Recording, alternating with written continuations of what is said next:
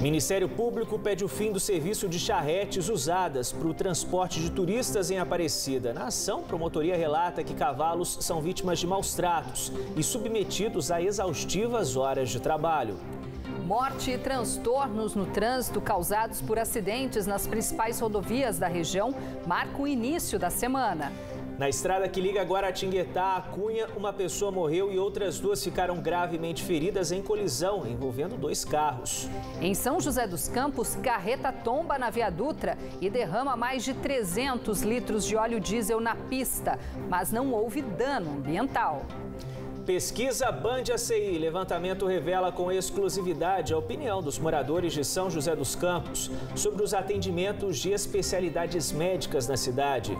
Mais uma visita ilustre no litoral norte. Baleia jubarte surpreende turistas em Ilhabela. Só no último mês, 82 mamíferos do mar foram avistados no canal de São Sebastião, o dobro do registrado no mesmo período do ano passado.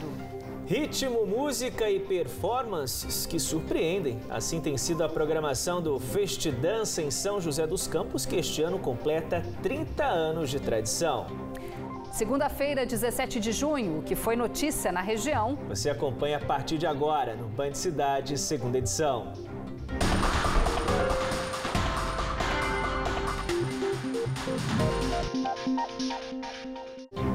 Boa noite para você. Olá, muito boa noite. O Grupo de Atuação Especial de Defesa do Meio Ambiente do Ministério Público de São Paulo ingressou com uma ação civil pública pedindo o fim da utilização de cavalos nas charretes turísticas que transportam turistas em Aparecida. A atividade é regulamentada pela Prefeitura, o que não impede os maus tratos dos animais, muitas vezes submetidos a horas de trabalho em condições precárias, enfrentando altas temperaturas e carregando excesso de peso. No início do ano, um cavalo chegou a desmaiar enquanto puxava uma charrete. O caso repercutiu nas redes sociais e não revoltou apenas os defensores da causa animal.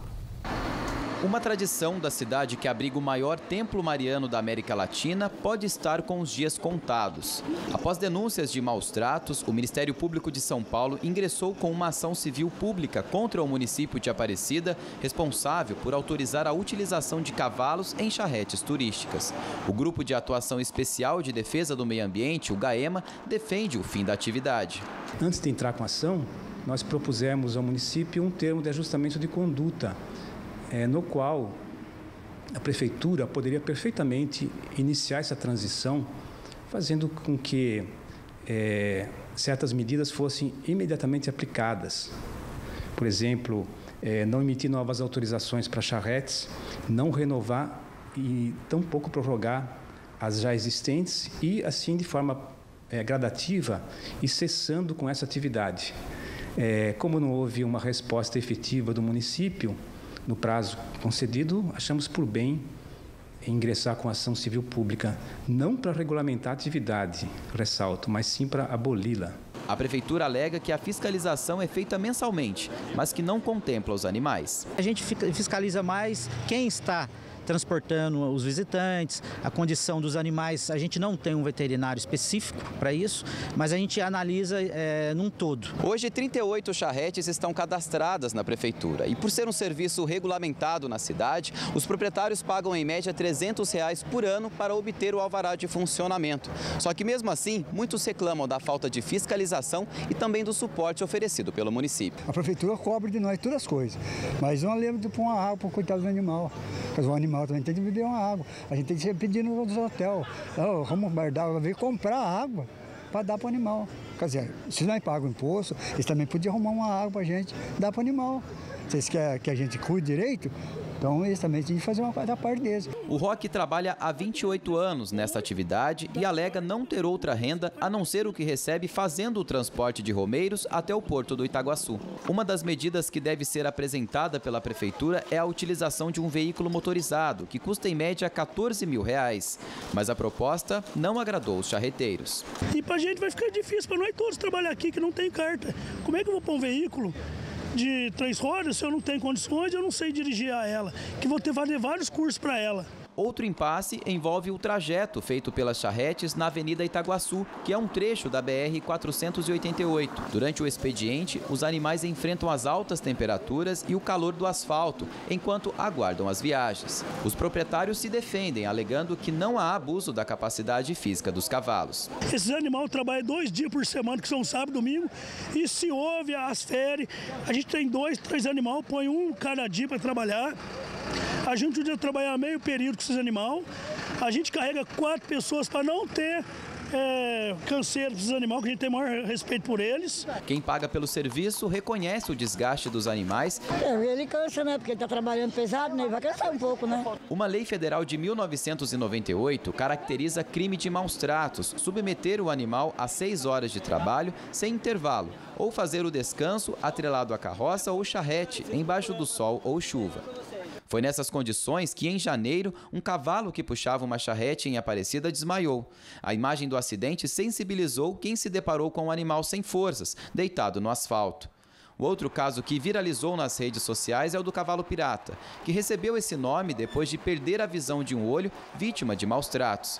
Esse ativista, defensor dos animais, sensibilizado com a situação, resgatou o cavalo e conseguiu a tutela na justiça para cuidar dele. E ele foi para a mão de uma outra pessoa, e essa pessoa usava para pegar lavagem nos hotéis da cidade. Então sobrecarregava a carroça, né? Deixa bem claro, carroça, numa charrete, na carroça, e andava com ele para a rua e ele sempre judiado. Ele estava à beira da morte, estava totalmente esgotado.